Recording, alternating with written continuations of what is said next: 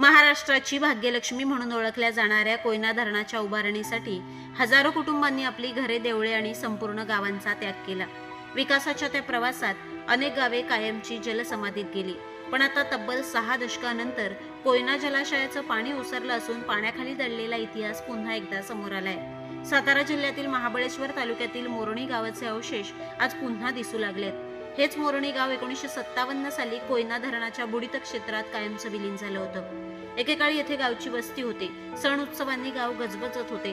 पण विकासाच्या प्रवाहात हे संपूर्ण गाव पाण्याखाली गेले. मोरणी हे गाव आकाराने मोठे असल्याने त्याचे 3 ठिकाणी पुनर्वसन करण्यात आले होते.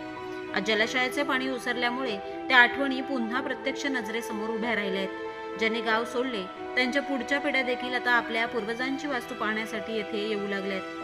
जलाशयाच्या तळाशी आज देखील वाघजाई देवी मंदिराचा मुख्य दरवाजा तर लक्ष्मी देवी आणि मारुती मंदिराचे भग्नावशेष त्या काळाची साक्ष देताना दिसत आहेत.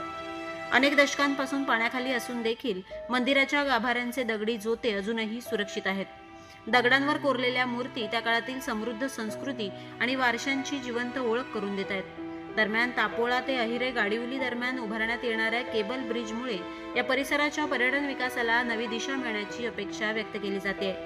इतिहास, निसर्ग आणि कोयना जलाशयाचे अद्भुत सौंदर्य या तिन्हींचा अनोखा संगम अनुभवण्यासाठी पर्यटकांची पावले आता या भागाकडे वळू लागलेत. कोयना धरणाने महाराष्ट्राला पाणी आणि वीज दिली, पण त्यासाठी अनेक गावे कायमची जलसमाधीत गेली. आज पाण्याखालून पुन्हा समोर आलेले मोरणी गाव केवळ भग्नावशेष नाहीत, तर विकासासाठी सर्वस्वाचा त्याग केलेल्या हजारो कुटुंबाच्या इतिहासाची, संस्कृतीची आणि भावनांची जिवंत साक्ष आहेत.